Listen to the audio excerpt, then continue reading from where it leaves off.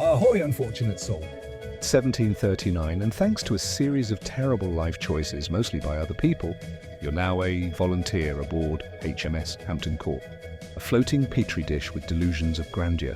Think of it as a mix between a haunted house, a frat party gone wrong, And a very slow-motion disaster movie. Let's dive in.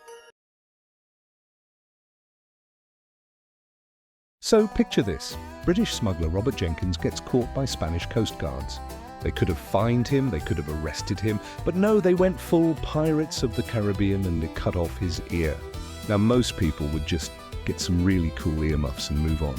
But Jenkins, oh no, he pickled that sucker and carried it into Parliament in a jar and was like, look what they did to me. Britain, being Britain, went, well, we simply cannot let this stand, and went to war. And that, kids, is how you get thousands of people killed over a single ear. You know, the original hold my beer moment. Your new home is a wooden death trap where 500 men share space smaller than your apartment. The air smells like feet, despair, and yesterday's bad decisions. Privacy? You sleep in a hammock so close to your neighbour, you'll know what he ate for breakfast. Spoiler, it was weevils. A day in your glamorous new life. 4 a.m. Wake up to the sound of a boatswain's whistle.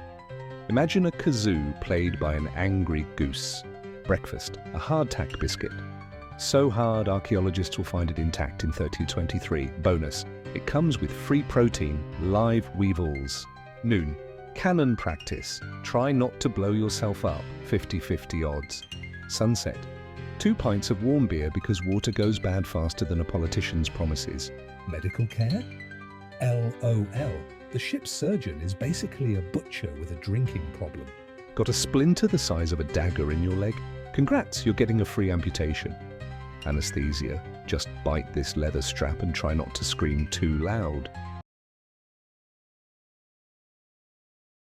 Think your parents were strict? The Royal Navy had creative ways to keep sailors in line. Flogging, a whip with 9 knotted cords because one just wasn't enough. Running the gauntlet, a fun game where your crewmates beat you with ropes. Think of it as the world's worst trust exercise. Keel hauling. They drag you under the ship so barnacles can give you the world's worst back scratch. Survival rate maybe. One poor guy named Jenkins, no, not the Jenkins, just an unlucky guy, got keel hauled for stealing rum. When they pulled him back up, he looked like he'd lost a fight with a cheese grater. Moral of the story: don't touch the rum. Battle stations! The Spanish are here, and they've brought cannons, swords, and zero chill. Boom. A cannonball turns 3 guys into modern art. Someone's arm lands at your feet. Well, that's not mine, you think. Smoke. The air is now 50% gunpowder, 50% regret. Boarding action. Spanish sailors swing over like budget Tarzans, cutlasses in their teeth. Your buddy Tom takes a dagger to the throat and makes a sound like a kazoo full of ketchup. You grab a boarding pike and... Plot twist. The Spanish don't kill you, Mother Nature does.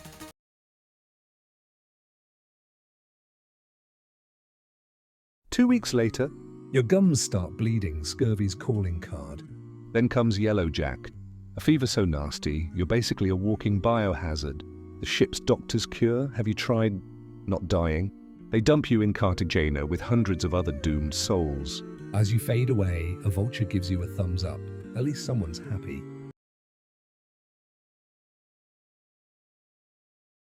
The war drags on for 9 years and accomplishes absolutely nothing. Meanwhile, back in London, politician number 1, so did we win? Politician number 2, define win. In a dockside tavern, a one-handed sailor raises a tankard to Jenkins Ear.